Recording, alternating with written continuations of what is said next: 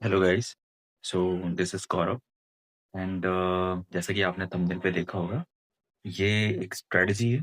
Strategy भी बोल सकते हैं या फिर ये आपके लिए एक एनालिसिस भी बोल सकते हैं। और ये analysis particularly UPSC EPFO EO and exam के लिए है। और इस पर्टिकुलर वीडियो में मैं आपको ये बताने वाला हूँ कि आपको बहुत सारा कंटेंट इस एग्ज़ाम के लिए नहीं पढ़ना है, क्योंकि जितना भी आपका टाइम है वो बहुत क्रूशियल है, बहुत इम्पोर्टेंट है। तो आप इतना सारा सब्जेक्ट ये आने वाले कुछ दिनों में कवर अप नहीं कर सकते। तो जिनका ये फर्स्ट एग्ज़ाम है या फिर कह सकते हैं कि जिन्होंने पहले से थोड़ा बहुत कुछ पढ़ रखा है, उनके लिए वीडियो बहुत ही इम्पोर्टेंट होने वाली है और बहुत ही मतलब बोल सकते हैं कि एक विनाशिया हो सकता है ये वीडियो। ठीक है?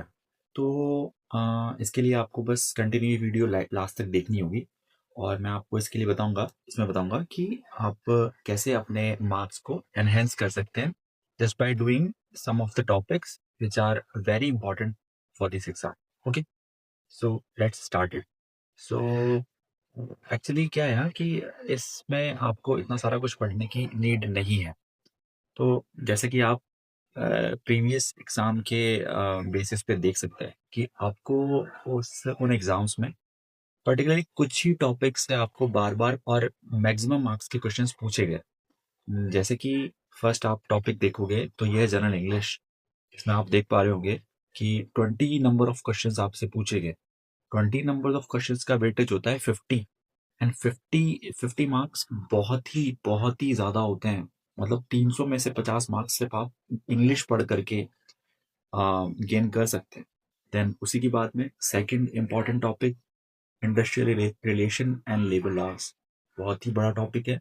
बहुत ही अगर आप इसको प्रॉपरली कर पाएँ तो 4 लेबर कोड्स आपको इसमें कवर अप करने पड़ेंगे।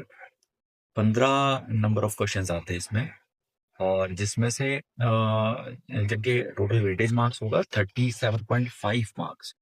ठीक है? उसी के हिसाब से उसके बाद counting and auditing 15 questions 37.5 marks. Then quantitative aptitude 15 question 37.5 marks. अब ये टॉपिक्स इसीलिए और भी इम्पोर्टेंट हो जाते हैं और भी इनमें से 2 टॉपिक्स और भी इम्पोर्टेंट इसलिए हो जाते हैं क्योंकि किसी ना किसी ने इंग्लिश का प्रिपरेशन और मैथ्स क्वांटिटेटिव एप्टीट्यूड का प्रिपरेशन कभी ना कभी किया हुआ हो। अब अगर आप किसी भी कॉम्पिटिटिव एग्जाम्स का प्रिपरेशन कर रहे हो तो ऑब्वियस सी बात है आपने इंग्लिश पढ़ा होगा, आपने क्वांटिटेटिव एप्टीट्यूड पढ़ा होगा। तो उन दोनों टॉपिक्स को आप इजीली कवर अप कर सकते हैं कहीं से भी, चाहे आप एसएससी का प्रिपरेशन कर रहे हो, आप कोई भी एग्जाम का प्रिपरेशन करो। तो ये उसके बेसिस पे बहुत इजीली आप कवर कर सकते हैं। तो इसके बाद बताती है कि आप ये बाकी के टॉपिक्स कैसे कवर अप करेंगे। ये टॉपिक्स आप बहुत सारी यूट्यूब चैनल्स हैं, वहाँ से आप कवर अप कर सकते हैं। और अकाउंटिंग एंड ऑडिटिंग ये अगर कोई कॉमर्स स्टूडेंट तो उसके लिए बहुत इजी टॉपिक हो जाता है, वहाँ से ये सब चीज़ें कवर अप कर सकते हैं। ठीक है? तो नेक्स्ट हम आते हैं बाकी के जो सब्जेक्ट्स हैं जिनसे आप अपने मार्क्स और भी एनहांस कर सकते हैं, क्योंकि 300 मार्क्स का पेपर है। 300 मार्क्स के पेपर में से आप 150 मार्क्स यहाँ से कवर अप कर पा रहे हैं इजीली। ठीक है? अब आप कैसे, अभी आप रेस में नहीं है, लेकिन आपको रेस में कैसे जाना है, आप कैसे अपने आप को बाकियों से डिफरेंशिएट कर सकते हैं और अपने मार्क्स को उनसे बहुत आगे बढ़ा सकते हैं। देखिए,